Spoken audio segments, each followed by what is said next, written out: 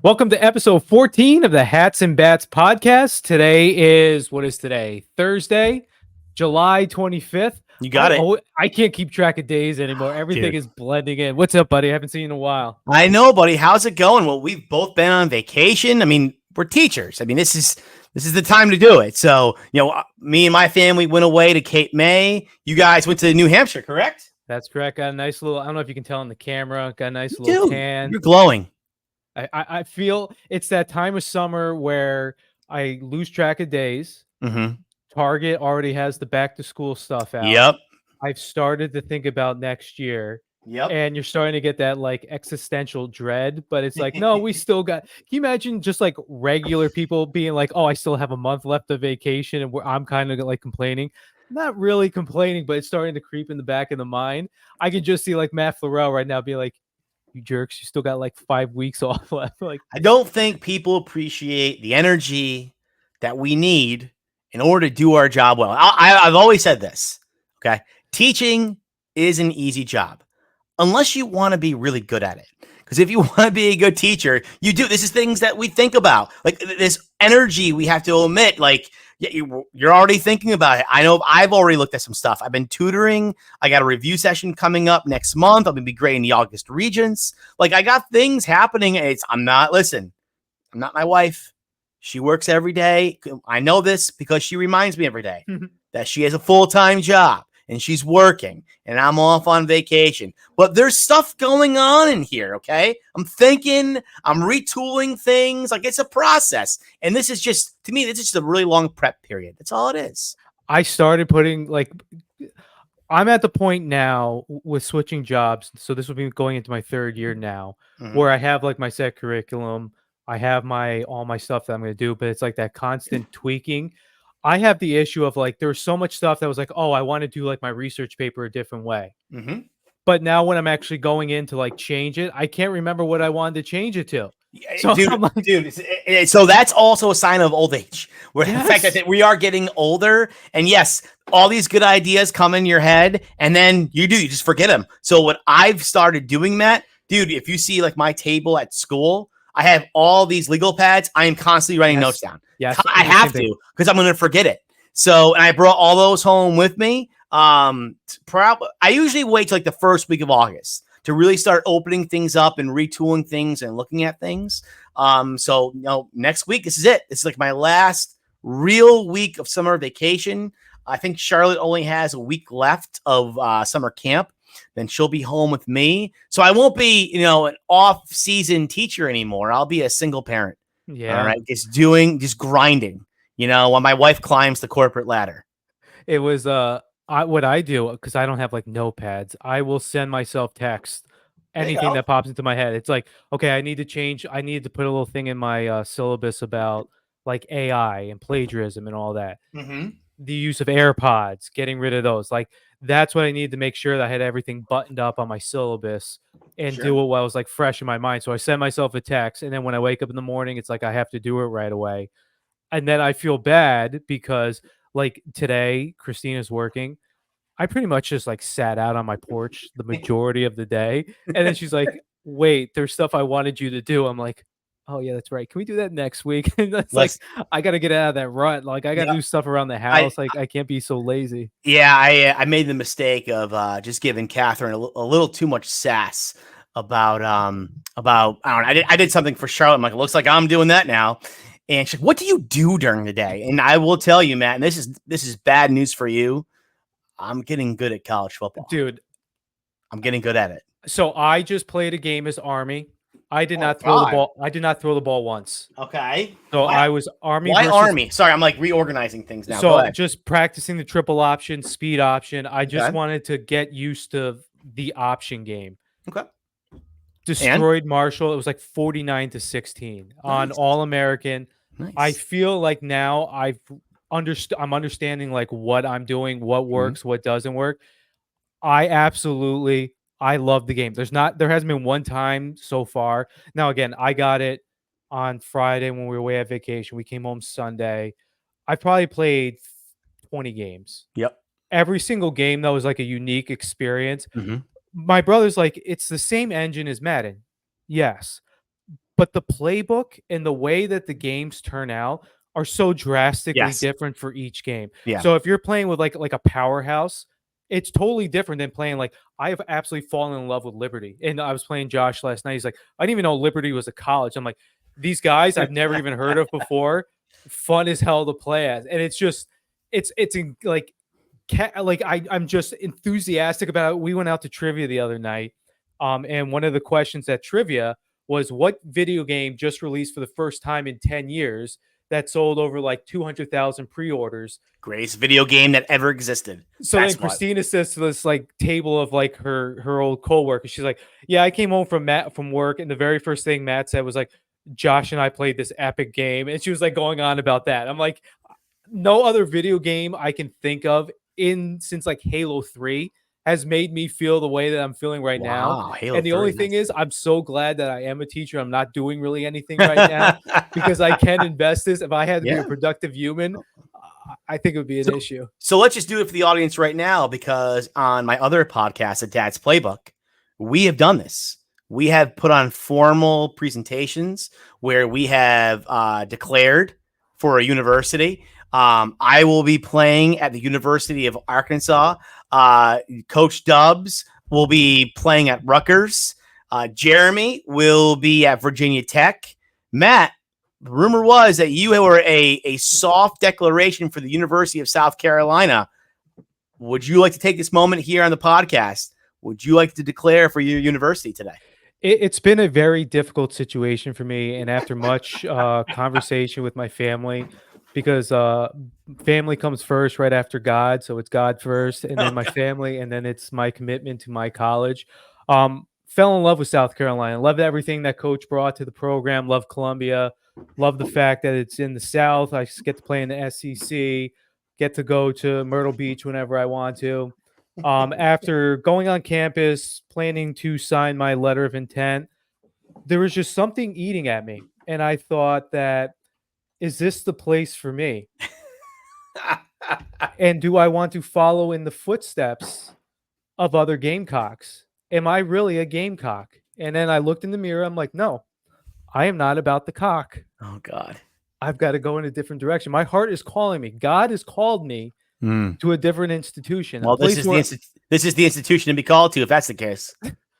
So I am taking my talents and I'm becoming a Liberty Flame. There you go. I fell in love with the college. I fell in love with the atmosphere. Wonderful.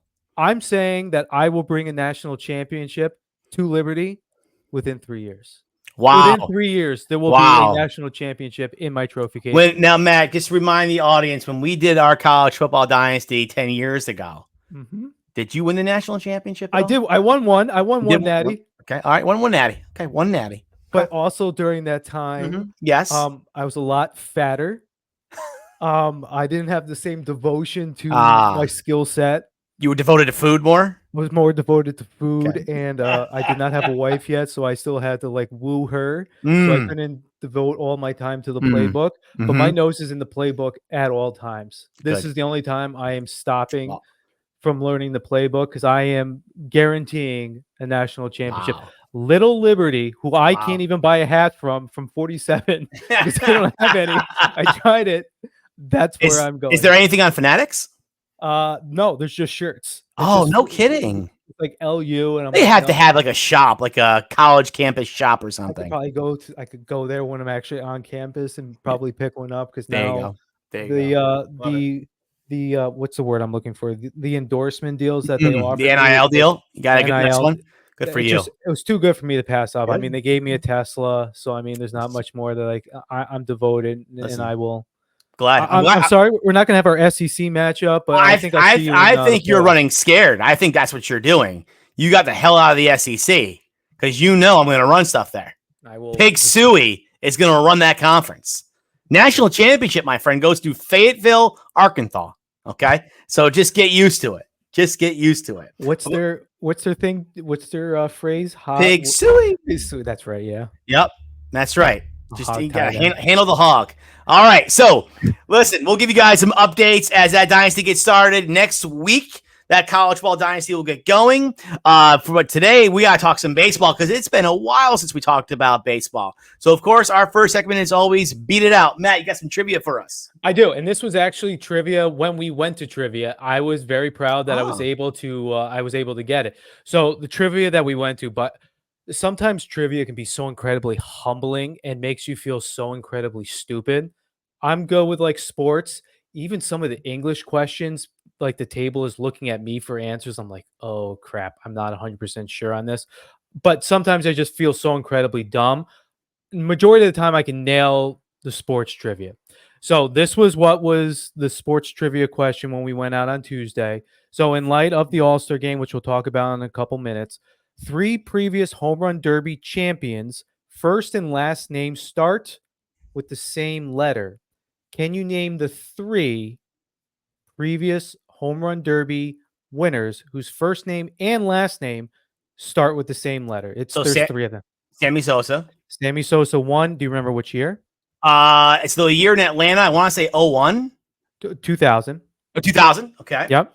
So Sammy Sosa. When he was still Dominican and not like the color of Pepto Bismol. Oh, yeah, but he's got like a serious skin disease, dude. I thought he did like bleaching of his skin.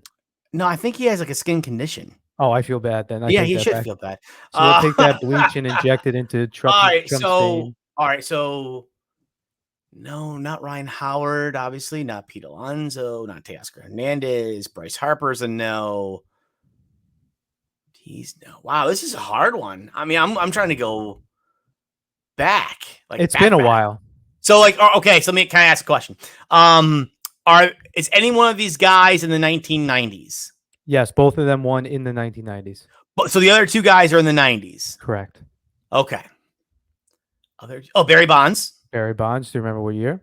Bonds. Oh my God. I thought it was much later than this. He was going after. He was like doing with McGuire.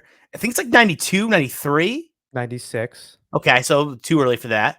Yeah. So Bonds and Sosa. You got one more. One more. Right-handed or left-handed? Right-handed. Right-handed. Before 96 or after 96? He won before 96, but he played after 96 as well, obviously. All right. One before 96. Right-handed. American National League. Well, both. Well, the year he won it, though. American. No, not Palmeiro. All right, plus he's left-handed.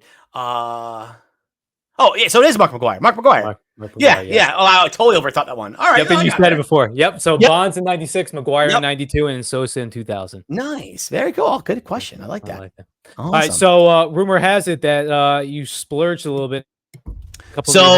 This past weekend, my buddy Mike and I, we went to Cooperstown, New York for Hall of Fame weekend. I only went Saturday. I did not go on induction day. If you are close enough to Cooperstown to go during Hall of Fame weekend and you have not done so yet, book passage, get out there. It's totally worth the trip. Just the whole atmosphere, how, Cooperstown is basically on one big street. It's Main Street. And you have all these tiny little shops with the museum, the atmosphere there, the buzz there. Minnesota fans represented incredibly well at Cooperstown this year. There were tons of people who flew out from Minnesota. That was super impressive. It gives you all the feels. So, yeah, I'm glad you went to this slide here, Matt, because my hat purchase does come with like a little brief story. Now, when you go to Cooperstown, there are all these legends who are there. And a lot of times the legends are right there on the street on these little tables signing autographs. Legends like Ozzie Smith. One year, David Justice, Darryl Strawberry was out there. You're using legend very loosely. But I'm building up, folks. I'm building up, and I would say Ozzie Smith is a legend. Yes, but David Justice, I don't know if he's a legend. I mean, it's pretty legend. I think he has some legendary moments. Regardless, but even people associated with baseball who are not players. For example, the guy who played Kevin Costner's dad in Field of Dreams, he was there one year signing autographs. Henry Rollingardner from the Rookie of the Year was there this past year on the corner selling autographs. And he looks different. So You get all those amazing like little experiences and interactions, but then there's always this one place where the legends sign autographs, the Hall of Famers. And I remember the first year I went into the place where these guys were, because I went with my own money as an adult. I got Tom Glavine's autograph, and in that room was Tom Glavine at one table. To my left was Ivan Rodriguez, Pudge, who I just randomly just turned to him. I shook his hand and I go, "You're the greatest catcher I've ever seen." Stop. And Matt, I swear to God, he looked me dead in the eye and he goes, "I know." And it was amazing. I look up, Randy Johnson's walking around the corner. You look way up. Yeah, seriously. Chipper Jones is at the next table. Trevor Hoffman's in there. Dennis Eckersley's in there. Ricky Henderson. Like, it was like overwhelming in this like small little house seeing all these guys. So this year, I'm like, okay, we're getting up there. I'm getting my ticket. I'm picking my legend, and I am getting an autograph. So we walk up to the table that's outside of this little building, and they have a list of all the guys you can get. And Fred McGriff is on the list. Now, I am, as we've talked about on this podcast before, a huge Fred McGriff fan. I'm like, all right, Fred McGriff. And they go, ooh, yeah, we think he just left. I'm like, you're kidding. He's like, yeah, he like just left. I'm like, all right, so who else is there? And they show me the list of guys. He goes, well, this guy's here, and Vladimir Guerrero's here. I'm like, that'd be pretty cool. Like, I liked Vlad growing up, to shake his hand once, just see how he would engulf my hand. Like, that would be a pretty cool moment. I'll get Vlad. So I get my ticket. I walk into the front of the building. Matt, do you remember the Home Plate restaurant in Cooperstown? The only place I remember is Mickey's place. Okay. We'll get to Mickey's in a second. But for a long time, the Home Plate restaurant was the place to eat when in Cooperstown. That place is long gone. It's now a Dave and Adams. They sell baseball cards. So they cleared up this one huge space for these guys. I get to the front of the line. I had my ticket for Vlad. And the guy comes out and goes, last call, Fred McGriff. And I go, wait, he's back there? And he's like, yeah, he's back there. And like, they have no patience. I'm like, well, the guy I bought the ticket from said Fred McGriff was gone. I bought this ticket for Vlad. Can I just use this ticket to go get McGriff's autograph? He's like, no, you can't do that. Got to go back. He goes, Vlad's not even here anymore. I'm like, what? So I go back. I explain what happened. The guy goes, dude, I am so sorry. I'm like, no, it's okay. Let's just do an exchange. We did an exchange. He hands me the ticket. Isn't McGriff walking out of the building? Like out of the back? He's getting in the car and he's heading out. So I'm just sitting there, and the guy goes, dude, I am so sorry. He gave me a full refund. They couldn't have been nicer. And I'm like, what? Like, this was it. Like, this was my moment. I lost that moment, Matt. So what did I do? Bought a hat. No. I bought hats, Matt. I had to make up for this moment. One hat wasn't going to cut it. So I got 3.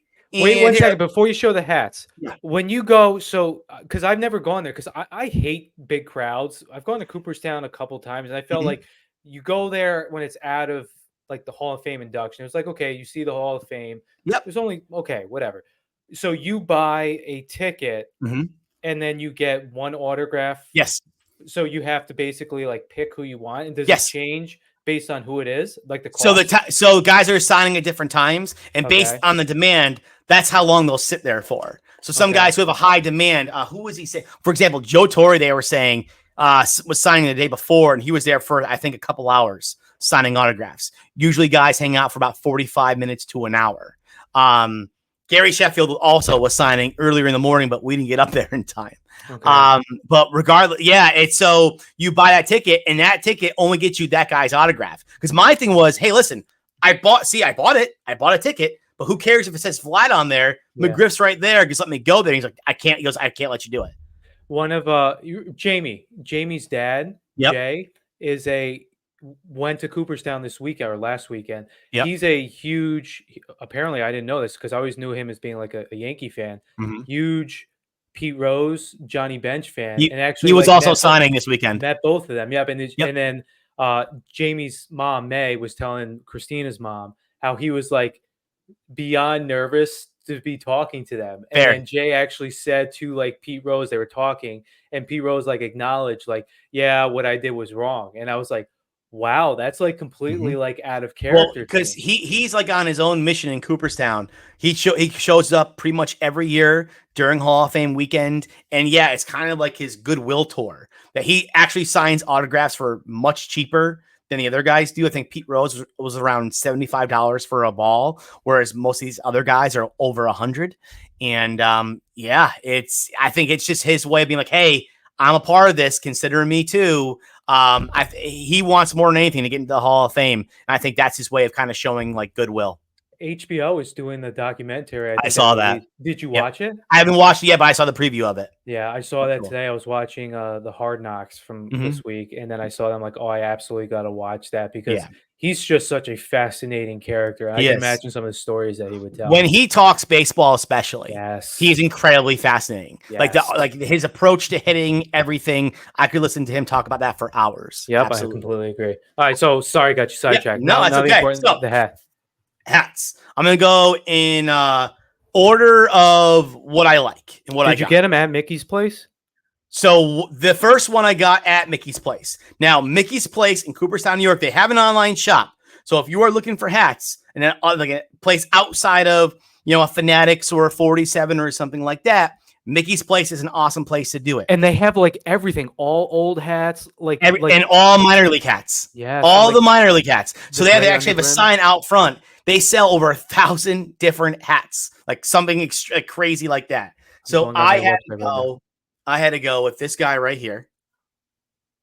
Uh, oh my God, is it a chicken holding a drumstick? It's a chicken holding a drumstick as a baseball bat.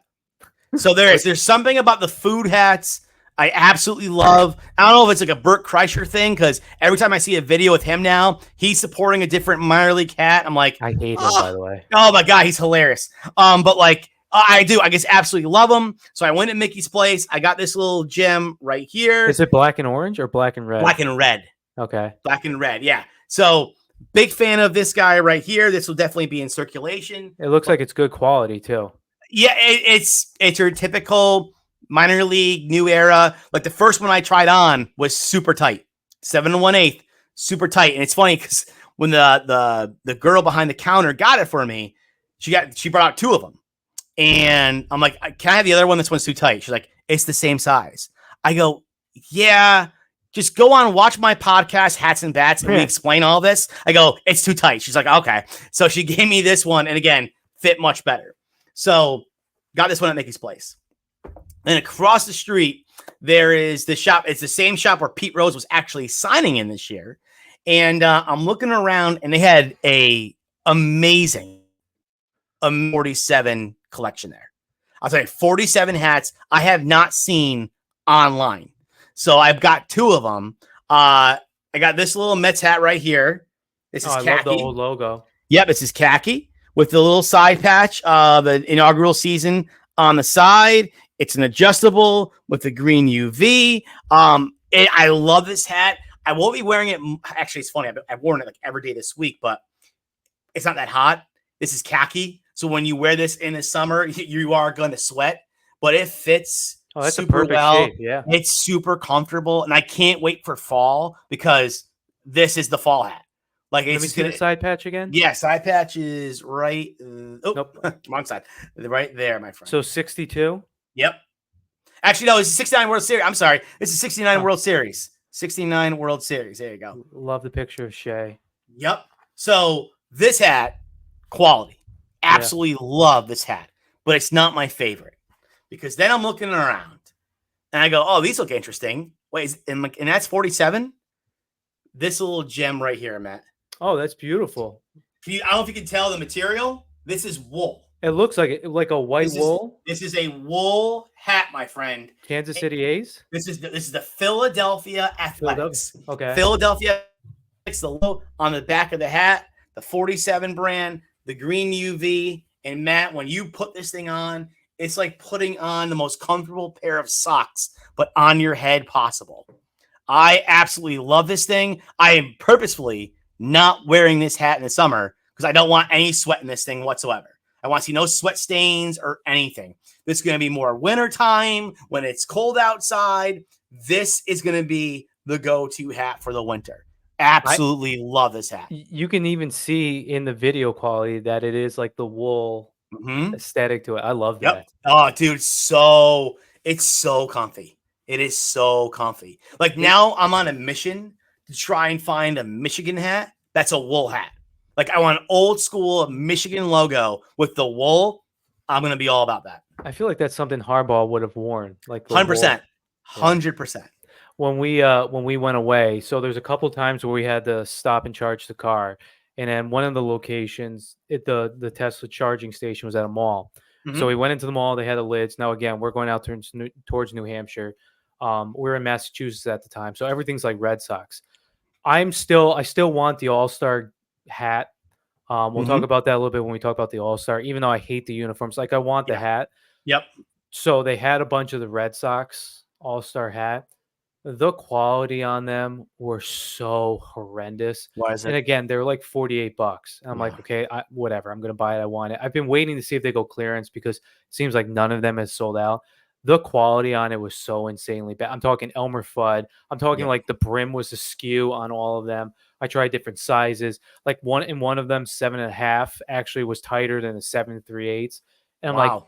I can't do this. And I'm so terrified of ordering it online because like we said, we know it's gonna be a crapshoot. Yep. So 100%. I'm gonna wait till they go on clearance. Like right Yep. now, I want the one that I want is the Los Angeles Angels one because the Hmm. A kind of looks like 3D, Hmm. low profile. If I can get it on, I'm not gonna buy it until I get it on clearance. It's Yep. got to be like $30 or less. I Yep. checked eBay; it's not anywhere. It's just I can't, especially like right now with like no paycheck coming in. I'm like, yeah, do I really want to drop $53 with tax on Mhm. these? And I was like, I can't with this quality of it. So I'm like, no, I'm going to pump the brakes right now until I can find something. If I Totally tried agree. it on and it was like a good fitting hat. Now again, like I know I have a big forehead, my hair is so big. Just they're just complete crap. And Yeah. even Christine is you can tell things are not good. I'm Yep. like, yeah, this is just incredibly bad. You get a hat like your Yeah. 47 ones, you can't go Like, wrong. but So and then I that went out and I was that like, okay, I'm gonna 30, buy an 35. that's Both perfect. 47s were about $35. And they're in the fitted ones. Like And I it, don't even yeah. get the fitted ones. I get Yep. like the adjustable ones, Yep. and it's Yep. Well, I just hear you. scratch. I hear you, buddy. Speaking of crap.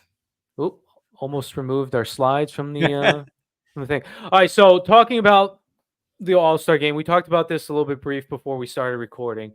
Um, some good things with the All-Star game, some bad things with the All-Star festivities, and then some absolutely awful things with the All-Star festivities.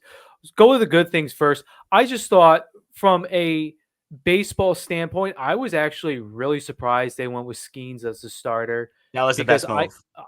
which I never would think that they would make. I don't know if Mhm. that was something that was like Manfred being like, nope, we have a star here, we need to promote him, or if it's something that it's just like, nope, like he he he earned it. Maybe it's because there's nobody really else in the NL that you would have put in that situation.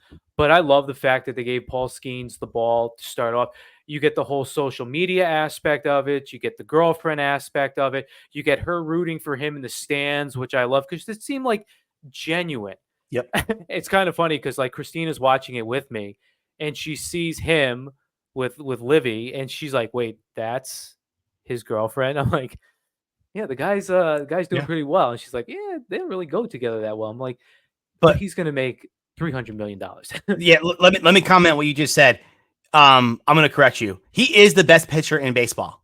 He is True, the best true. pitcher in baseball. I don't care about again. But baseball Scuba may doesn't has do it right. compiled more stats. Exactly. If he started the year on opening day, he would have the best stats in all of baseball. This is a unicorn that we are seeing on the pitcher's mound. This is like when Strasburg first got started. This is like growing up watching Kerry Wood and Mark Pryor when they first got started. And he might be the best out of all of them. You know, again, hopefully this guy can just stay healthy and have this career. He is dynamite on the mound.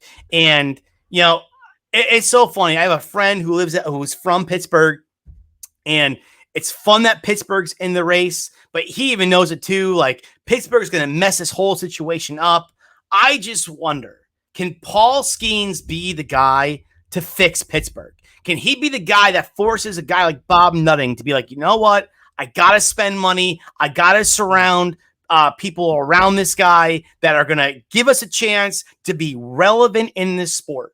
And if Bob Nutting is not willing to do it with this talent, my God, professional baseball, can you please get involved then and get these owners out? I'm not saying the Pirates need to go all in on this offseason or this trade deadline, but like we got to see something. We got to see something happen that Bob Nutting does what he's supposed to do, and that's put talent around this guy. Because if the Pirates had a respectable lineup right now, they could be contenders in the National League. Oh, absolutely. Not just wild card contenders. I mean, contenders to win the whole National League. So this has got to be the situation. If anyone's going to save baseball in Pittsburgh while Bob Nutting is the owner, this could be the guy to do it. And then this is just me being the internal pessimist of being a Mets, Jets, Tottenham fan. I'm just waiting for the elbow to go. It's just, and the fact that like yesterday he came back out in the ninth inning, I was really surprised with that. But never in a million years would I think that baseball would have done the right thing and gave him the ball to start. I could see them giving it to like Ranger Suarez, somebody who's been in the league a little bit longer, not somebody who's made what, like 9 starts. So I was really surprised. To me, the highlight of the entire festivity was him facing Soto, and then, as like you said, anticlimactic of Judge swinging at the first pitch. But like that's what you wanted to see. You wanted to see the best the NL has against the 2 best hitters in the American League. And baseball actually got that right. So that was like one of the good things. Ohtani hitting a bomb. You always want your stars to showcase in this situation. So him hitting a bomb, like I will get into this when we start and get to the bad and the ugly. Maybe with like interleague play, it's kind of like watered down the All-Star game, but you want your stars to show up. Like the National League lineup was weak. But seeing Ohtani hit the bomb to me was like, okay, that's a moment that you'll remember. Even things like Jaren Duran, like winning the MVP, hitting the bomb, having these younger players get this showcase. Like that's the direction. Like the Ellie De La Cruz, like that situation. Like I love it when they promote these younger star players because that's what sells to like the younger generation. They don't need to sell to us. We're like getting into that older group. Like they don't need to sell to millennials. It's the Gen Z, which is why I put the picture there of Ellie De La Cruz Jordan 1s. Like he had custom made Louis Vuitton Air Jordan 1s, hot pink. Like that's what shows up on TikTok. That's what shows up on Instagram. That's what gets into the algorithm. Baseball needs to push that more. And I like that they allowed them to have some individuality with it, even with also the home run derby with like the bats and all of that. I think they did the majority of the marketing much better than they have done in the past. Totally agree. Totally agree. Limited amount of good things. Baseball, then, with all the good things, there's also bad things.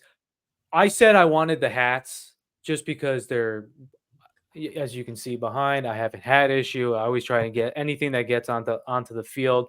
The uniforms, and we talked about this on the last pod, the uniforms were atrocious. Like the khaki. Going with these set uniforms, like they need to stop. I know it's a money pull. They got to stop. But I'm going to tell you, this bad is now going to be a good because I think this is the last year Major League Baseball does this.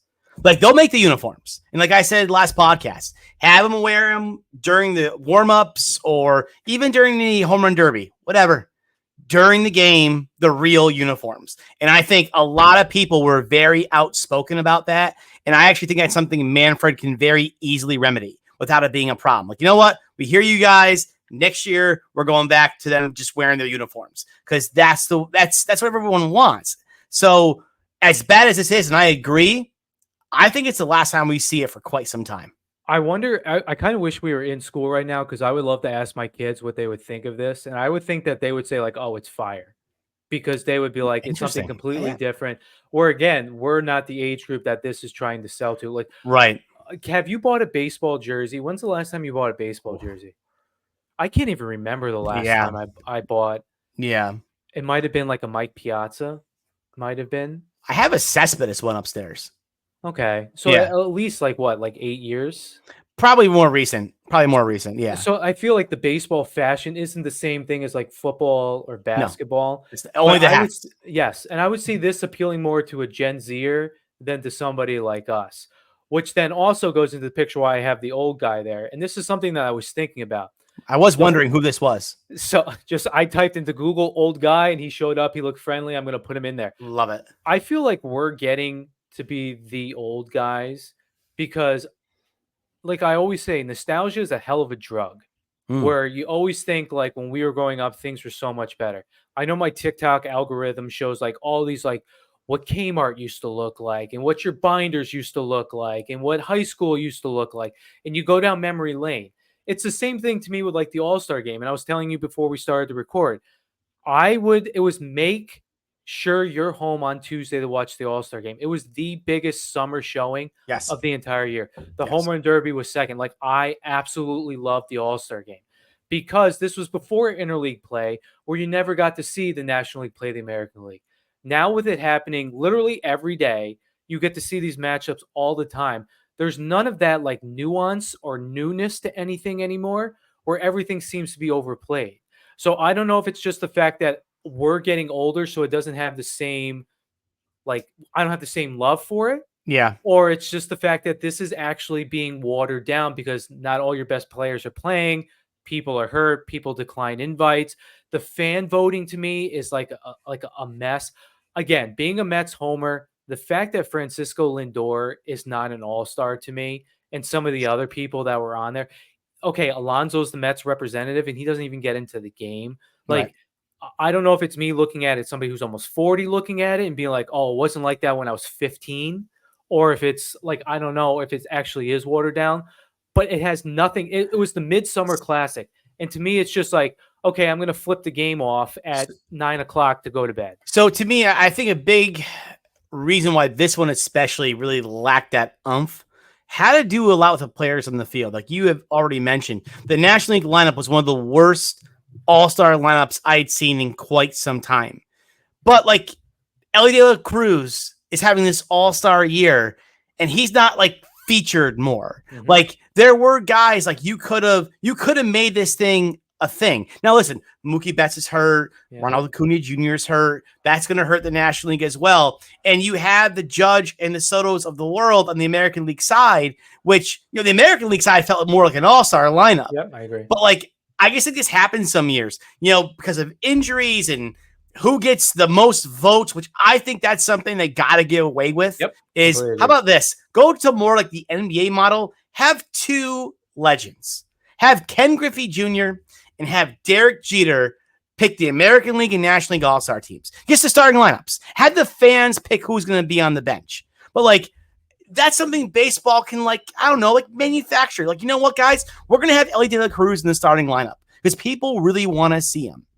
We're going to have, even though he was, thankfully, but like Gunnar Henderson and Bobby Witt Jr., Bobby's going to play second base. Yeah. And they're both going to be in the starting lineup. Like, fool around with that. Like, there was no reason for Francisco Lindor to not be in this All-Star game again this year, especially after getting snubbed last year. This is a New York guy that is going to drive the feelings and the ratings for your All-Star game. I don't care if he only plays shortstop. Put him at second base for a couple innings. It's not that big of a deal. And I wish baseball could just do, again, a couple things a little bit more differently to market this game a little bit better. There's a lot of things they did that were good. Absolutely. But I think they're still tied to this old way of doing it. And it's like, okay, we got to move on because baseball, you got to make sure the guys you want playing are playing and are featured in this game. Don't leave it up. Sorry. Don't leave it up to the fans. Like, listen, I love Jerickson Profar. I love Christian Yelich. I don't really want to see them in an all-star game. They're not, this version of Christian Yelich is not an all-star. He's just not compared to, again, these other guys we could be seeing. I agree completely. And I don't know if it was too like the atmosphere in Globe Field.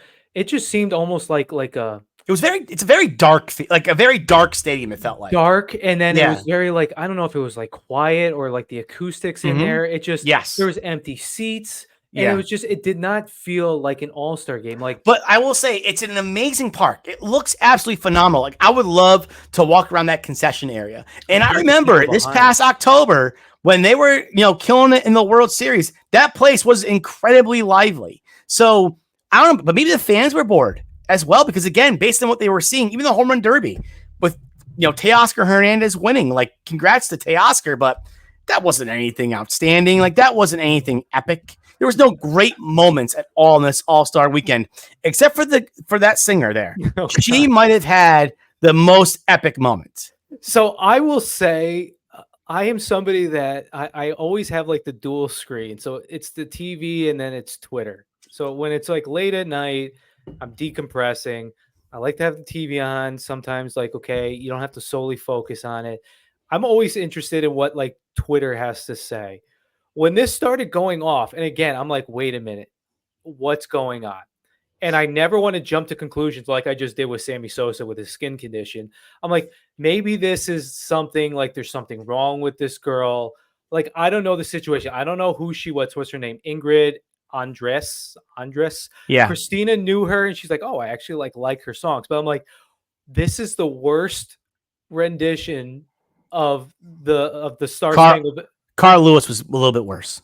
Fergie was Fergie trending was bad. because she was Yes. like she's off the look off the hook. Yeah, she's now. off the hook now. Absolutely. Like the national anthem, I know it's a difficult song to sing, but she was just so incredibly bad. I'm like, oh my God, I feel bad even making fun of her because I don't know if she's got like a medical condition. It got to that point. So then me with my dual screens, like I'm looking on Twitter and they're like, oh my God, this is the absolute worst thing I ever. And then she's like trending the rest of the night. Yeah. And then the very next day, you get the apology and the notes app saying, like, yeah, I was drunk. I'm going into rehab. I hear that's fun. I'm like, okay, well, now we can't make fun of her because she was like, if she has some sort of like condition or whatever, like, it was awful. I'm like, out of all the people, out of all the musicians that come out of Texas, I'm not a country singer fan. I'm not a country music fan. You couldn't get somebody from Texas to come out and do this and be like, hey, you're inebriated. Let's get somebody else. So like, but again, it was a viral moment. And it's a moment. It's probably the most memorable thing of that is going to be the only thing this All-Star game is remembered for. Yes, but can you remember her? Like, it's going to be her complete wrestling redemption arc. Yep. When she comes back in like the World Series and like nails it, and it's be like, look, rehab works. I'm not drunk anymore. I will tell you, the silver medal though for the cringiest moment. So this is the gold. The silver medal is when the players walked out when they were being introduced and had to awkwardly put cowboy hats on the little kids. Yes. Like, who thought of that idea? Like, I get it's Texas and like all like the pregame stuff is like really put the MLB draft. Like, that was cool and all. Like, that's fine. But like, guys, okay, we got it. You're in Texas. This is uncomfortable. Yep. This is weird. And I don't know why they went with that. I don't know the purpose. Why? It's baseball. Have them come out with the team's hat. Fireworks. And just put that hat. Give him the hat to the kid. Make sure it's autographed, and that's cool. We'd be like, oh, look how nice that is. They got an autographed hat. Like, do something like that. But a cowboy hat, that was ridiculous. It was the cowboy hat and then the awkward, like, do I hold your hand? Do I escort you? It reminded me so much, like, have you ever chaperoned prom? Of course. So when you chaperone prom and then you have, like, with us being guys, when the girls are like, hey, can we take pictures? I am awkward in photos anyway. Yep. But then you're taking it with like 17, 18-year-old girls. It's like, what do I do with my hand? I'm obviously not going to put my hand around you and put it on your shoulder. Like, what do I do with my arms? Yep. It was the same situation when they're like, taking these kids out. They're like, okay, I'm going to plop this hat awkwardly on your head. And then I'm going to slightly escort you to this other location. Like, it was just weird. The whole thing was weird. You know what? We're just going to chalk this up to a bad All-Star weekend. Hopefully next year in Atlanta, I think could be awesome in Atlanta. I think that home run derby is going to be awesome in Atlanta because the ball's going to be flying out of there. Can I give you one recommendation? And I don't know why baseball doesn't do this. We were talking about this before we started recording. I don't want to sound again. I feel like I'm the old guy yelling at clouds, but I want to go back to the old format.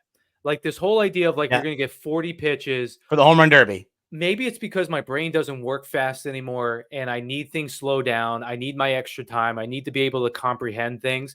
This just rapid fire. I'm like, wait, was that a home run? Was that foul? Is this a money ball? Did that go over the set distance that you need? I can't follow these things. Yeah. It's kind of a little too complicated. can we limit it to, like you were saying before, you have X amount of pitches, you've got X amount of swings, there's no time involved in it. I want to see the trajectory. I don't Listen, want to see freaking tanks. you know, I want to see like bombs. I don't I, want to see like just somebody getting exhausted a minute and a half into it because they're throwing their back out. I thought about this for a while, because Mike and I were talking a lot about what you could do with the home run derby. And then it kind of dawned on me, like, no matter how you change the rules, like when they started doing the time thing, that was fun. Now maybe it's getting a little bit sour. The players are complaining about it. Major League Baseball, it doesn't matter the rules you have. It really doesn't. It matters who partakes in it. Mm-hmm. That's what matters. The problem with this home run derby, and again, congrats to Teoscar Hernandez, is that's not who people want to see. Okay, they don't want to see Marcell Ozuna. Again, I didn't want to see Alec Boehm because I have nothing against Alec Boehm. I actually love him as a player, even though he's on my rival Phillies. But he's more of a doubles hitter, and he had a great showing. Yeah. Major League Baseball, walk up to Shohei Ohtani, walk up to Aaron Judge, put them both in the same room, say, guys, what's it going to take for you guys to do the home run derby this up and coming year in Atlanta? Tell me your number, the price, the conditions. Go ahead. WrestleMania this stuff, okay? Just have these pairings. Have these, like, again, I don't care if it's just one-on-ones. No one, to me, I don't care who wins it anymore. I just don't. I want to see epic moments. I want to see McGuire hitting the ball way over the green monster. I want to see Sammy Sosa, hitting the ceiling in Milwaukee. Like, I want to see Josh Hamilton at Yankee Stadium, like hitting like 30 homers in a round or whatever ridiculous number he ended up hitting. Those are the moments that define the home run derby. And it's the players who define it. Teoscar Hernandez could have hit 100 home runs. I don't know if I really would have cared. I don't. This is just, again, this is a show. This ain't competition. It's a show. So organize your show better. Do whatever you have to do to get your best guys in the home run derby. When we were watching it, because I was like figuring out who to bet, Christina was looking to it, who she wanted to bet, and she always just looks for the biggest odds. So she was like, "I'm going to go with Alec Boehm," but she's like, "I don't know any of these guys besides Pete Alonso." Yeah, and I have baseball. I have the Mets on every single night, and Christina's like fairly knowledgeable. Yeah. Like she would know Judge, she would know Ohtani. Yep. She was like, "I don't know any of these people." She had no interest in it whatsoever. Yeah. I'm like, "Yeah, because mainstay people do not care about 7 out of these 8 contestants." As the dirt bikes go flying past my house. It just, to me, it's sort of going down the NBA slam dunk contest route where it's like you're not getting LeBron. Right. It's just like, okay, who's this small white guy that I'm supposed to care about? Like it's starting to lose its luster. I agree. And for me, like, you want the big names. I'd be like, okay, here's a $10 million check to your charity. Aaron Judge turned down a $10 million check to your charity. Ohtani, here's $10 million to your FanDuel account. Like, we can make this happen. We can definitely make this happen. I got one additional caveat. I got one. The home run derby that I want to add to. I want to hear if you like this idea. So one of the things in our group chat we were talking about was we were complaining about the bonus balls. Like, why do you have the bonus balls if you're being timed? It's weird. So again, like WrestleMania stuff. All right. This past WrestleMania, classic guys like The Rock, The Undertaker, play the hits. John Cena played a huge part in the show. So what if you did this? Aaron Judge enters the home run derby. He gets his 40 swings. He hits his however many balls over how many extra feet to get the 3 extra bonus balls. But Aaron Judge doesn't swing the bat. Instead, Ken Griffey Jr. comes out there with a metal bat and juiced baseballs. Do you really want to see Ken Griffey Jr. swing right now? Yes, I do. Yes, I do. I think it'd be for 10 pitches. Absolutely. Let's have him tag team this stuff. I think it'd be amazing to see. Talk about the bonding that would take place. Seeing your legends out there doing it. Oh my God. I think it would be incredible. Yes. There's what's the Batman phrase? It's better you either live long enough to die a villain. But Matt, You've seen the videos of some of these older guys like But playing like Griffey's- softball games and whatnot. They're Yeah, but- still cranking the ball over 380 feet. Griffey's got a gut. Like, remember Rock at WrestleMania? No, not anymore. He lost weight. He lost weight. Rock is not the same Rock that he was 10 years No, ago. Like, that's again, what- there was the listen, nostalgia. They don't do a 40-minute match. The Rock comes out there for about 2.5 minutes, does his people's elbow, and he's out of there. Ken Griffey Jr. Same is- thing. Ken Griffey Jr. Give him 10 swings with a He's metal terrible, bat, and juiced baseballs, and let's just see it. Let's just see it. I think it'd be incredible. I think it'd be absolutely incredible. Next year, Rafael Devers and David Ortiz. That's a tag team right there. I thought you were gonna say wheel out Ted Williams' head and have him hit. Oh. My suggestion would be, I was thinking aluminum bats because I think that would be awesome. Mhm. Just go with a pitching machine. Why can't we go with a pitching machine? Yeah, I don't. So then I don't way get that either. Like- It must be because the hitters don't like it. Dave Joust is like 99 years old. Why do I want him shot putting balls to Pete Alonso? I know. Like, where it's like half of them are not where he wants them. Okay, here's a pitching machine. Boom, chuck. Right. You're throwing your swing out anyway in this thing. Right. Why Exactly. not hit off a machine? I Make agree. it better. I agree. All righty. Okay, getting into my favorite thing. So I will preface this by saying, with me being on vacation, I did not watch the Mets play the Marlins. I did not get to watch a lot of baseball since the All-Star game. I did watch a couple of the Red Sox games while I was out in New Hampshire, but did not get to see the first Mets-Yankees game because I was at trivia, but I had it on my phone. Mhm. Was shocked that Diekman came in, got a save, went through Aaron Judge. Very fortunate. Like, I'm sitting there literally at trivia again with Game Day or whatever it's called, Mhm. MLB's app, like on Yep. the head screen of my phone. Could not believe what I was seeing. And then yesterday, they absolutely go off and dismantle the Yankees. They sweep the season series. Yep. They sweep both series, both at City and at Yep. Yankees. The Yankees are putrid right now. Yes. And the question that I ask, do the Mets have a better overall roster right now, 1 to 27, 1 to 26, than the Yankees do? Obviously, you got Judge and Soto, who are better than anybody on the Mets. After that, I don't know if there's many players on the Yankees I would take. In the Yankees last 34, they're 11-23. Oh, God, Which is putrid. pretty- JD Davis was batting 4th. Mhm. Which is pretty close to what the Mets were at their lowest in terms of Okay. being below 500. And obviously, since then, fortunes have changed. Do the Mets all of a sudden have a better roster than the Yankees? I would argue no. I think I would still much rather have I think the Yankees have more depth in their bullpen. Yes, yes. I think the Yankees even have, I would argue, probably the same amount of depth in the rotation. Better top end. Yes, but again, Garrett Cole has not been a top end pitcher. And he was like Because maxing again, out sometimes to like 94, 95. Because that arm injury he had at the beginning of the year is a serious arm injury. Yes. And he probably should be shut down for the rest of the year. But whatever. The Yankees are in desperation mode right now. So I get them throwing them out there. I can't believe he Boone left them in there as long as he did. Long story short, do I think they're better? No. But it's so funny because Yankee fans beginning of the year were going nuts about how great they are. How this Judge Soto connection. Listen, even I was swept up in that. I mean, it's historic. It absolutely is. But the glaring holes on this team, the reality is they're about the same. The Mets and the Yankees, from a talent perspective, are pretty similar. The Mets have a way deeper lineup than the Yankees do at this point, but the Mets don't have that superstar talent that the Yankees have in their lineup. From a pitching side, it's fairly even. I think the Yankees have an edge in the bullpen, but that's about it. So, no, I don't think one side's better than the other. But from a Mets side, that's great news because that means you're a playoff team. And we might now be coming into the stretch where we start to admit to ourselves now, like, whoa, we're a playoff team. I said that literally to Josh last night. Not saying, again, I want them to change tactics and all of a sudden start buying crazy this trade deadline. I don't want them to do that.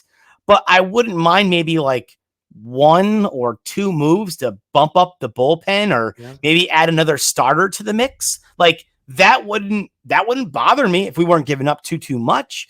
But it's fun. And this is what we wanted as a Mets fan. We wanted the Mets to be competitive. Well, here they are. They are a playoff competitive team. And the thing is, you see always online, and I used to get this all the time when I would be around, like, people at work don't really like mock you like you was like in college and high I get school for mocked. being No, like, I definitely get see, mocked. I'll get it from kids, but like Yeah. kids, I'm like, shut up. Yep. But like, I don't want to look at it as like a microcosm. I'm trying to look like bigger, like big picture macro. The Mets and the Yankees, if you're looking at the two teams, I'm not one to really be like, I'm going off on vibes. But ever since Lindor went to the leadoff spot, Yep. you brought in Iglesias, the whole OMG moment, the grimmest moment. Now I know it's so like juvenile. And it's like, okay, like the Yankees are above that. There's something about a galvanizing situation where it brings people together, where you enjoy going to the ballpark and you enjoy playing. It seemed like polar opposites between the teams, and I understand the Mets are really good right now, playing really good ball, and the Yankees are the lowest they've ever been. But there's just two complete different vibe checks. And again, I don't know if it's the Yankees where we've got to be this like prim and proper, this buttoned up, this no facial hair, where the Yankees were 27 champion. Like, I don't know if like that's what they try to like elude, and the Mets are kind of like, hey, we're the younger brother. We are just gonna go out and party and enjoy this while it is. They could not be more polar opposites right now, where you have the dog eating the hot dog with the glasses. We had the rally pimp earlier in the year. We had that Seymour Wiener old guy. I was like, this is a team where it's like, I am invested in them, not even just because they're winning. They are a collection of people where you're like, okay, I like rooting for them. Hmm. It's not like the buttoned up Yankee, like the Derek Jeter Yankee, where it's like buttoned up, which makes me also think, so like, with the Yankees, like, what is their issue? And I think honestly, their biggest issue is probably like Aaron Judge. And Oh, the that's reason why interesting. I say that is because you know how much I hate Derek Jeter. And I think he's the most overrated player probably forever. Good baseball player. He's not an all-time great. He's not a top 50 baseball player of all time, even though he's made out to be that way. Jeter's intangibles, though, he was a true captain to me.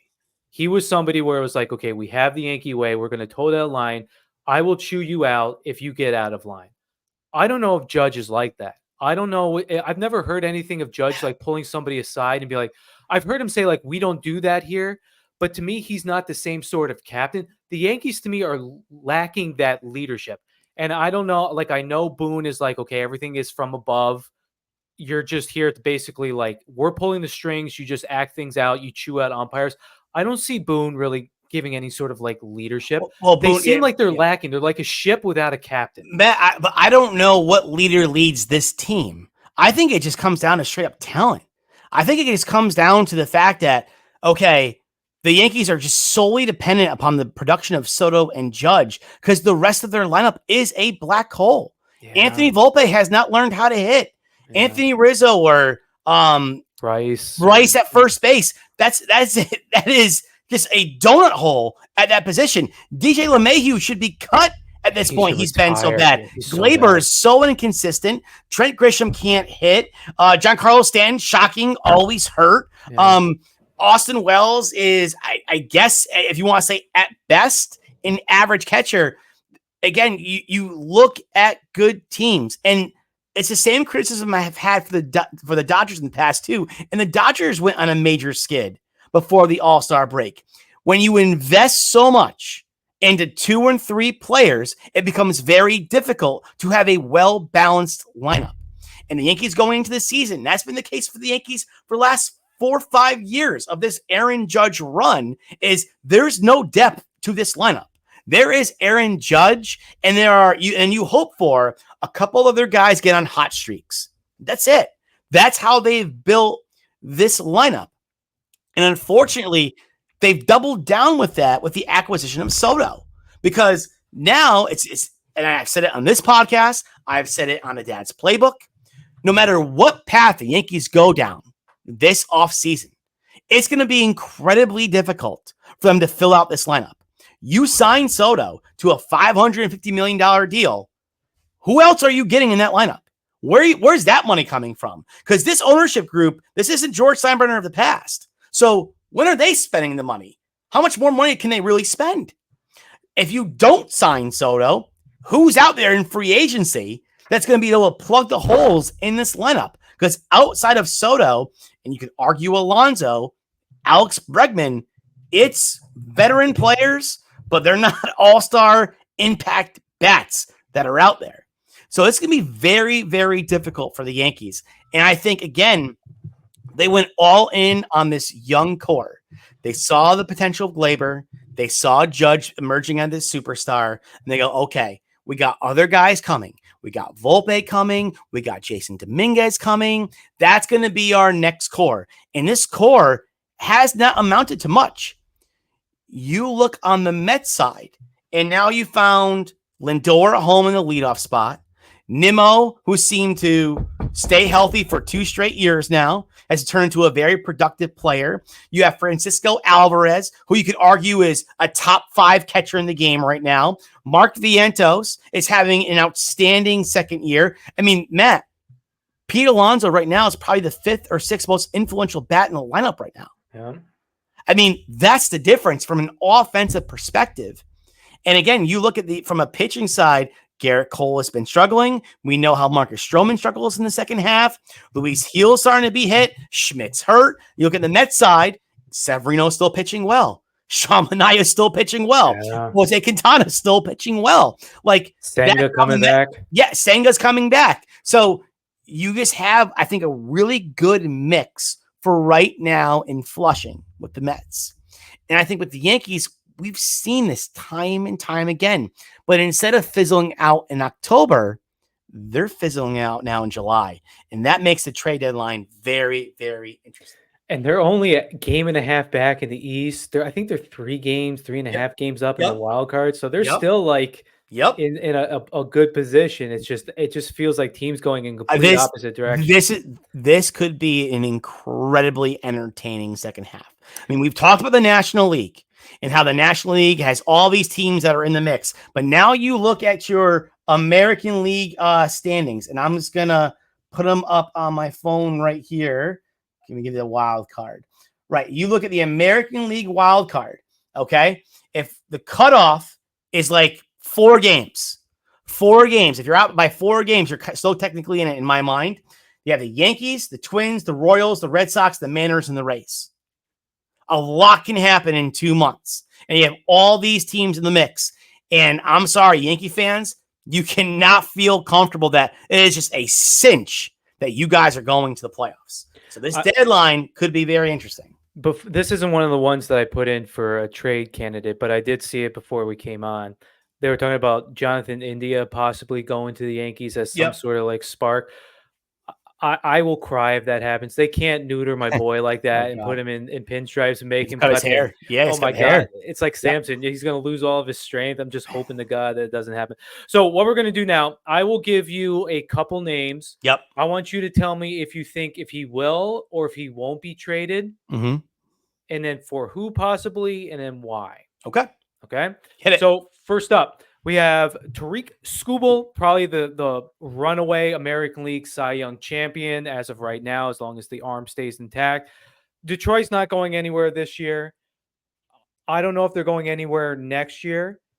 Do you think he will be traded? And here's my little caveat with it as well. Is Dombrowski still with the Tigers? Is he the GM of the Tigers? No, Dave Dombrowski's of Philadelphia. Philadelphia, that's right. Who's the Tigers GM? Why can't I remember? I can look it up. Well, what if they were like, hey, if we're gonna get rid of Skubal, we're gonna get your top 4 prospects, but then you also have to take Javi Baez's contract. So like NBA does that a lot. They do. Jeff Greenberg is the Detroit Tigers general manager. You don't see that happening a lot. I don't think that's what, if I'm Jeff Greenberg, that's what I'm looking to do. I think, listen, the Baez contract is what it is. If I'm trading Skubal, it's because I'm getting serious guys back. That's what I want. That's the capital I want. I don't want cash. I want players because the Tigers are desperate for bats in that lineup. Bats to surround Riley Green, who I think is emerging as one of the best outfielders in not only the American League, but all of baseball. You have to surround him with talent. And I do think Skubal could be your way of doing that. Again, you look at the Tigers, they're not in a position to compete quite yet. Things have not really turn the way they thought they would with this young core. Guys like Matt Manning, Casey Mize, they've shown glimpses, but they can't be depended upon. You also look at Spencer Torkelson having a horrible year. Riley Green, to me, and Skubal are the only bright spots. Skubal being the starting pitcher, how long can you really depend upon him before he may have an elbow issue? So if I am Greenberg, I am listening to the Orioles. But if I'm listening, then I want 3 of your top 10 prospects. I mean, that's where the conversation starts, is I'm getting 3 of your top 10 prospects. And if you're Baltimore, I think you make the deal. Now, there has to be a line like Jackson Holliday and Samuel Basilio. Okay, they can't, both of them can't be in the package. But if you're saying Basilio, who is a 19-year-old catching phenom, a Connor Norby, a Cade Pavich, somewhere along that line there, like 2, 6, 8 in the system, I'm all ears. I am all ears for that deal. I could take Pavich back to kind of replace Skubal one day in the rotation. I get 2 bona fide bats to go in my lineup. That is something I'm definitely considering. And in this new Baltimore ownership group, they went out there and they made a big splash for Connor Norby, for Corbin Burns. I would not put it past them to be aggressive if they want Skubal. But that's what's going to come down to. Will they part with 3 of their top 10 prospects to make it happen? And to me, if I'm Greenberg, I'm not accepting anything else. So he's under team control through 3 years. 2026. Yep. So he's making $2.65 million this year. His like weighted value for this year is $32 million. Like that's how much that he is worth. So that amount of bargain that you're getting.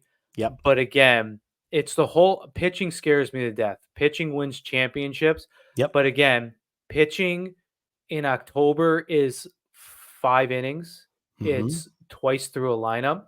So I don't know if I was Baltimore, if I would be willing to jeopardize my farm system for somebody who's going to make 5, 6 starts in the postseason. I get that, but the problem is they don't have the guys to do it. True. Like Grayson Rodriguez has had an okay year. Correct. Hasn't been that great pitcher that people thought he was going to be. Corbin Burns is awesome. It's great. But he can't just win with Corbin Burns. And you look at the rest of that Baltimore rotation, it's a problem. And if you do want to win the postseason, when you're facing Cleveland and that pitching staff, you're going to need arms to go against those guys. So I get what you're saying. Starting pitching doesn't have the same value it did 15, 20 years ago. To me, right, there's no Randy Johnson out there. As great as Skubal is, he ain't Randy Johnson. However, doesn't mean they don't have any value. And Baltimore is desperate for starting pitching. If they weren't desperate for starting pitching, I would say go ahead and move on. And the other starters on the market, I don't think do the trick. Skubal does the trick. And if you want to win a World Series, again, you don't have him for 1 year. This young core has Skubal now for 3 years if this deal goes down. That's your window. So go after it. So does he get traded or does he not? I don't think he does. I don't think Greenberg. I don't think Detroit, because I speak for Jeff Greenberg, but I don't think Detroit is necessarily in desperation mode like people make them out to be. I think they should be a little bit more desperate. I don't know if they feel that way. I haven't read anything where they feel that way. Yeah. So my feeling is Skubal stays in Detroit. But I would say I would give like a 40%, 35% chance that he gets traded. Just a real quick side note. I looked up Javi Baez's contract. Yeah, it's gross. He's still owed $75 million over the next 3 years. That's the worst contract in sports. That's pretty bad. Okay, next one is Garrett Crochet and or Luis Robert being traded. A lot of hubbub, a lot of talk recently about Crochet, about the innings limit. So before this year, he only threw about 66 innings. This year, I think he's already up over 110. He's already starting to make sort of demands where I want my contract guaranteed. I want an extension. That to me is screaming hey, with this increase in innings, I'm worried about my elbow and I want financial security. He also said he is not willing to go back into the bullpen, which is where he was before becoming a starter this year. But he's, other than Skubal, probably the number, I would say, number two starting pitcher out on the waiver, not waiver wire, but like the trade market wire. So do you think he gets traded, or do you think Lou Bob gets traded? Either, both, or neither? I think both end up getting traded. I think Crochet has a better chance of getting traded than Lubob, but I think Lubob, again, is one of those bats that, again, there's not a lot of bats out in this market. I know we're going to do Alonso in a little bit, but the Mets have already come out and said, ooh, Francisco Lindor just homered, 2-1 Mets. So, the Mets have come out and said that Alonso's not going to be traded. Again, could they just be saying that to drive up the price? Who knows? But I do have a feeling that the Mets are involved in this playoff race. He's not going anywhere. Bo Bichette just hurt his calf. He's out for weeks. He won't be traded. Vlad has expressed interest in signing long-term with Toronto. I don't think Vlad gets traded. There's going to be a small amount of bats on there. And teams like Seattle, even though I don't think Seattle fans, if you're out there, your ownership group's not going to do a thing. You know where he's going to end up? He's going to be with the Phillies. I think the Phillies are a really good place for him. I could definitely see him going to Philadelphia. And again, what a lineup that would be if he were to join that. Honestly, I would not rule out the Dodgers either. I would not rule them out either being involved for Lubab. I know they expressed interest in Randy Arozarena. I think they're more doing that to play with the White Sox to drive down the price for Luis Robert. So I do. I think Robert is gone. I think they both get traded. There's a better chance of Crochet getting traded because the White Sox have to move him. They just have to move him. So Lubob is guy's contract through 2027. Mm-hmm. Crochet is not a free agent until 2027. So you pay for those controllable years. Yep. Again, like his motion, it was always the inverted W with the arm. So like when you look at his windup, the arm is completely like contorted. Yep. Like that just tells me there's going to be Tommy John. One of those years, a year and a half, is going to be lost to Tommy John. Sure. I think both of them get traded. I think the White Sox are so putrid. I think they kind of want out of Chicago as well. Like you can't. Even the Cubs suck this year. The Cubs still draw. The White Sox are they're probably like a bottom 5 franchise in Major League Baseball. I think they just got to stockpile as much possible talent and hope something hits. They have to trade these. So I would say both of these will end up being traded. I'm just going to throw one more team out there. I just wanted to double check. I don't think they will, but I think they should. I think they should entertain it. The Brewers should entertain a Luis Robert trade. With Yelich's injury, the way that group has played this year, again, he's, like you just said, Lubob's an affordable player. You'll have him for some time. The Brewers have some nice prospects. That should be an option for Milwaukee. I don't know if that's what they end up doing, but that would be a great place for Lubob to go, especially hitting in that park when Yelich comes back. If he's able to come back in that lineup, that would be outstanding. All right. Okay. After the news today of Mason Miller breaking his left hand from what he punched a wall. Yeah. Like major league or like professional athletes, stop punching stuff. Yep. Like our lives depend on our voice. I'm not going around screaming things all the time to make myself have a hoarse voice so I can't teach. You're a professional athlete. You need your body. Don't punch things. Mason Miller. So let's say, forget he broke his hand. Do you think he still gets traded? Because to me, it's like with a closer, when you're a bad team, it's like the worst possible scenario. Why do you need a closer on a really bad team? Even somebody who's under team control for like till 2029. I never knew about his story. I heard it during the All-Star break. I think it was I forgot who it was. I forgot who reported it, but he's like a type 1 diabetic who is undiagnosed. So like I don't know if it was minors or college, he was throwing like upper 80s, always being like, I'm so tired. I have like no energy levels. To find out he was a type 1 diabetic, got the help that he needed. And now the guy throws 103. I think he threw the hardest pitch ever in the history of the All-Star game. Stud. Okay. Seems like a really good guy. Somebody you would like want to rally behind. But again, it's kind of like kissing your sister. What are we doing here? What are we doing when we're a really bad team with a all-star closer?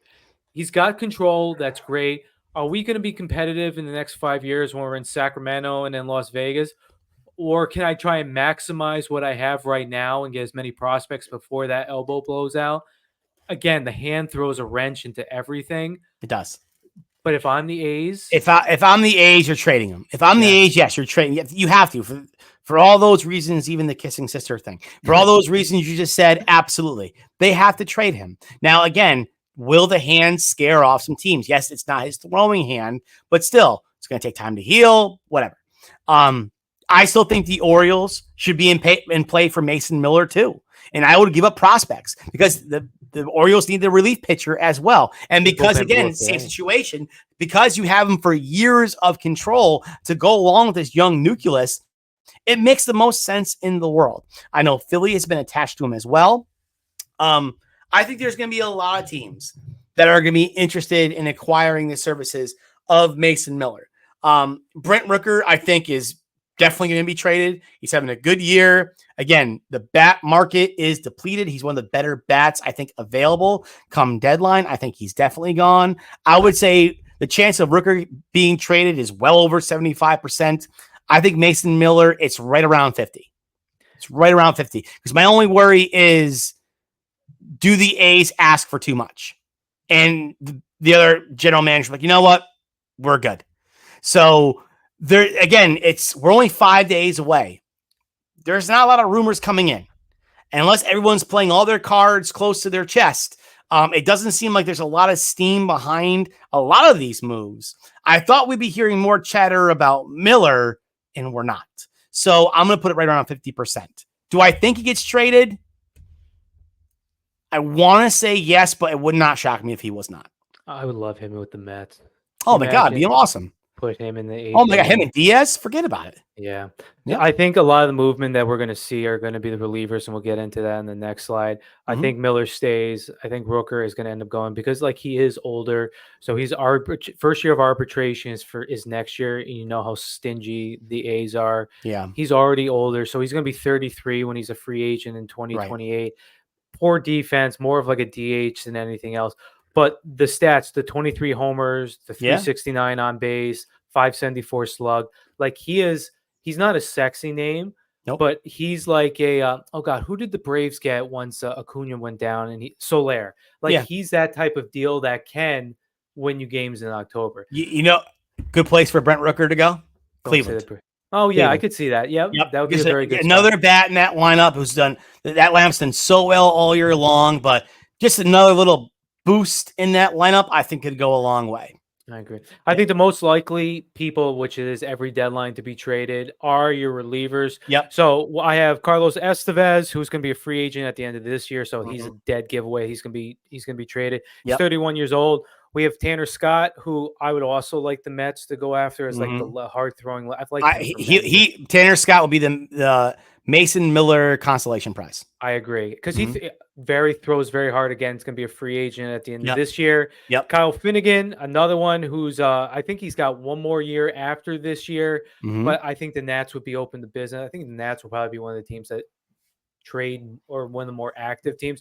Yeah. So out of these three, 1, 2, or all of them, do you think will be traded? I think all three. I think all three go. Yep. Any particular landing spots? Estevez, I think I already heard the rumors about him possibly going to the Yankees. Tanner Scott, again, if the Orioles don't go after Mason Miller, I think that makes the most sense for them to bring on Tanner Scott. Finnegan, I mean, my God, there's so many places he could go. Everyone needs middle relief. So, I mean, you name a team, I could be like, yeah, that makes absolute sense. Yankees, Mets, my God, Cardinals, if they're serious about staying in this playoff race, I think they're all definite possibilities. But yeah, I think all three will be traded. I think Finnegan and I think Winker are going to be Mets. I think both of them. I think with but how does Winker get? So what? DJ Stewart's out. DJ Stewart should not be on the roster as he is right now. All right. Marte, to me, he's not even running yet. That's this is gonna be Marte. This is going to be his career while I'm at it. He's just going to get hurt, and then he's just going to kind of go away quietly. And I love Bader in center field. And Taylor. I love Tyrone Taylor. Yep. And I feel, but he's like the fourth outfielder. Yep. Like, you need somebody in right field. And a left-handed bat. And Winker, I don't know if it's the fact that he just always destroys the Mets. But he's such a character. I could see Yes. him being an absolute fan Yeah. favorite at Oh, Citi yeah. Field. It's like, He can fit right in. yes, it's like Yep. you hate him, but then once you have him, you love him. Yep. He's another one that's going to be traded. Why wouldn't they do a package deal? Are they going to do it within the division? It depends on the package that it surrounds.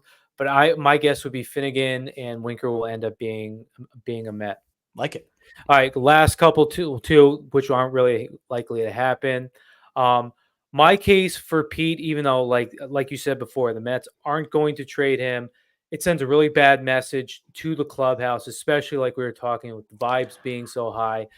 But Stearns has a history Mhm. of trading a fundamental piece of your team, in Josh Hader, when you're making a push. You're going to lose Pete at the end of this year. You're not going to get anything by offering him the 1-year contract or whatever they do. It's not arbitration. Whatever they offer where you can get him on a 1-year deal. He's going to be going. I think if they faltered coming out of the All-Star break, he would reopen that again. I just don't think you could do it because in New York you would be crucified. I don't think you would. I think Met fans get it. We're Met fans. We get it. We get it. A lot of the other Met fans I talk to kind of get it too. They know he's going to be walking away at the end of this year. And again, we lived through the Jose Reyes experiment. Like when they didn't trade him, they got no value back. This is not unprecedented. Yes, he is a fan favorite. But mind you, okay, no, you're the only Met fan I know who doesn't like him. Okay. So let me just raise you a situation, though. The 2004 Boston Red Sox were a World Series contending team. Yeah. And they traded away their quote-unquote face of the franchise in Nomar Garciaparra to get back Orlando Cabrera and Doug Minkiewicz. Cabrera wasn't a journeyman at the time, but he would end up becoming a journeyman. But just people to fill out the lineup. And they moved on. Pete Alonso is having a okay year. He's not having a all-star year. He's not having that kind of typical Pete, I'm going to carry the RBI production on my back for this club. Again, he's like the 5th or 6th most influential bat in the lineup. I bet you if you polled Met fans, I'm not saying I know, but I have a feeling that most of them would understand. And I'll tell you what, David Stearns had one hell of an offseason last year with his first year with the Mets. Bader has played well. Taylor, Minaya, Severino, all these guys, JD Martinez, all these guys he brought in have hit with the Mets. So if this is a sign that this general manager knows what he's doing, which is something the Mets fans have been clamoring for decades, why not trust this guy? Be like, you know what? This is in the best interest of the franchise. This isn't about, having a face of the organization. Listen, the Mets haven't won a World Series since 86. What are we talking about when it comes to the face of the organization? Okay. This is the best thing for the club. If you trade Pete to get value back as opposed to losing him for nothing. I'm not saying they're going to trade Pete, but I'm not saying it's a wrong decision to do so. The thing is, too, with him being a free agent, with the contract he's going to want, which he does not deserve, I can't see a team being willing to get rid of valuable prospects for a rental who's not doing well this year. You're not a mental case, too. He's like, if he's going well, he's going well. And if his mind is not right, I just think he is what he is. He's about a 240 hitter who's going to hit you about 40 homers. That's not a bad career to have. He's not going to do that this year. He's going to be like 28 and hit 215, 220. I think he's above 220 now, but regardless, if that's a bad year, again, think about what we're talking about with Brent Rooker. Yeah. Again, it's still value. I'm telling you, Alonso would look awesome in Boston. Hitting with Rafael Devers up against the Green Monster, that would be I tell you, they would find a lot of value out of him. So listen, Alonso does have value. I agree with you. You're not getting a team's top 10 prospect for a rental. You're not. But could you get something to help this organization? I absolutely think you can. And that's why you trade him. Yeah, but he's not going to go. I wish he did. Okay. All right, last one. After their despicable showing in the Subway Series, where they're clearly second fiddle, and New York is owned by the Mets, are the Yankees going to make any moves? Are they going to go packed and be like, "Yep"? I think they make small moves. Again, they bring in Estevez. They bring another reliever like Estevez. I think the rotation is what it is. I don't see them making any additions there. I know they've been tied to Ryan McMahon. I saw the same thing about Jonathan India. So you figure, right? They cut LeMahieu, or they just relegate him to the bench, and they play McMahon or Jonathan India at third. I think those are the moves they make. Does it move the needle? Does it make them that much better? Absolutely not. It's the same. Okay, but you got all these other holes in your lineup. You don't know what you're getting out of your rotation. Clay Holmes is still pretty shaky at the back end. It's the same issues. I don't think there is a move or moves. I don't know why I had to say it like that, but it sounded right. That the Yankees could make to rectify this situation. I think they are what they are. And again, instead of fizzling out in October, now they're fizzling out. You know who would be a great fit for the Yankees? Who? Oh, this guy. Okay. Like, yeah. That would get your lineup lane. Yes. Another bat behind Judge. Yes. You got Stanton back. Can you imagine if you went Judge, Soto, Pete, Stanton? Yes. Like, that's a formidable team. It would be. The Mets would never do that. I don't think they would. And again, I know the Yankees have some interesting prospects. I don't know who I want out of that system. Because you're not getting Dominguez. You're not getting Spencer Jones. Yeah. So what are we talking about? A Chase Hampton. Maybe. But maybe. Again, yeah. Maybe. But I don't think you're getting he's their third prospect. I don't think you're going to get him. Right. So I hope they don't do anything, just because I like watching the timeline burn of Yankee fans. Just it's so awesome. It's and you get the whole thing of like, oh well, I hope you enjoyed your World Series beating the Yankees. It's like, you wish you were the Mets right now. Like, the Yankees wish they were the Mets, and it's the first time since 2015 I can remember that.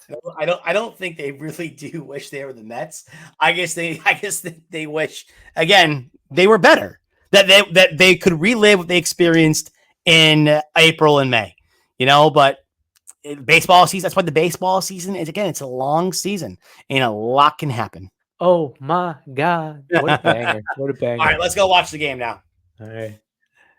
All right, guys, thank you so much for tuning in. Deadline special, Matt. What are you thinking this weekend? Yeah, that should be good for me. Let's do deadline special this week. Let's see what happens with the trade deadline and see how it's going to impact the second half of the season. Thank you so much for tuning in to this episode of Hats and Bats. Take care, everybody. Be good.